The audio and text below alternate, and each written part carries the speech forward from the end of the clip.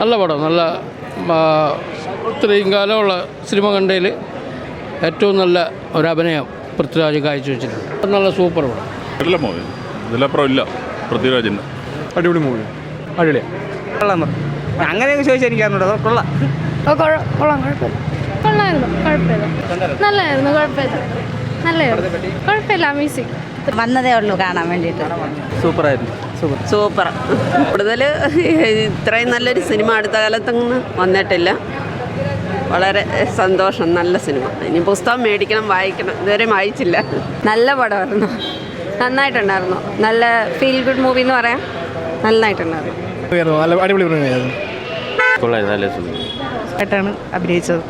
സ്കൂളിൽ പഠിക്കുന്ന സമയത്ത് ടെക്സ്റ്റിലുണ്ടായിരുന്നു, അങ്ങനെ അറിയാം. അല്ല, ബുക്ക് ഡീറ്റെയിൽഡ് വായിച്ചിട്ടില്ല. പിന്നെ ഹക്കീം സൂപ്പറായിരുന്നു. നല്ല പടം, നല്ല എക്സ്പീരിയൻസ് ആയിരുന്നു. കൊള്ളാം,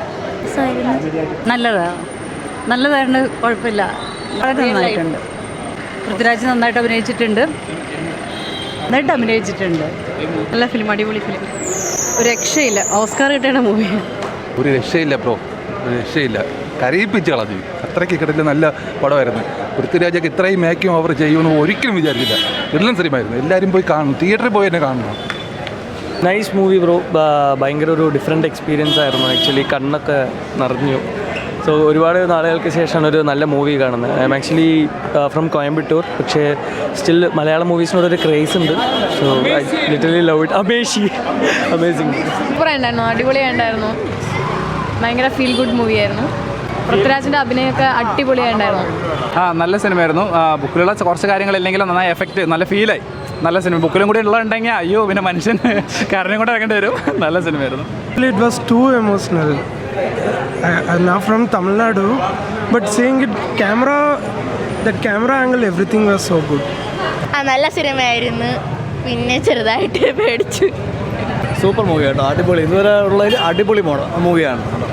നല്ല പടമായിരുന്നു. ബ്ലസ്സിയുടെ മാസ്റ്റർ പീസ്. എല്ലാവരും ഭയങ്കരമായിട്ട് വെയിറ്റ് ചെയ്ത പടമായിരുന്നു. ചെക്കനായിരുന്നു ആദ്യമേ പാട്ടൊക്കെ കണ്ടിട്ട് പെട്ടെന്ന് ആടുജീവിതത്തിന് ബുക്ക് ചെയ്യണം എന്നൊക്കെ പറഞ്ഞത്.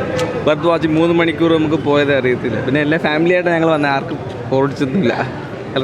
ശരിക്കും ഹാർട്ട് ടച്ചിങ്. പൃഥ്വിരാജിൻ്റെ ട്രാൻസ്ഫോർമേഷൻ ആയാലും, എ റഹ്മാൻ്റെ ബാക്ക്ഗ്രൗണ്ട് സ്കോർ ആയാലും, ഫ്രെയിംസ് ആയാലും, ബ്ലസ്സിയുടെ direction full and full very heart touching.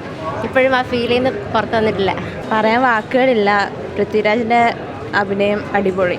Blessy, director sir, ഒന്നുമില്ല, തൊഴുകൈ മാത്രം. ഉറപ്പായിട്ടും അതാണ് പ്രതീക്ഷിക്കുന്നത്. നാഷണൽ അവാർഡ്, ഓസ്കാറിന് പോകണം, നോമിനേഷനിൽ പോകണം, വിൻ ചെയ്യണം എന്ന് തന്നെയാണ് എല്ലാവരും ആഗ്രഹിക്കുന്നത്. എല്ലാ മലയാളികളുടെ ആഗ്രഹം പോലെ തന്നെ.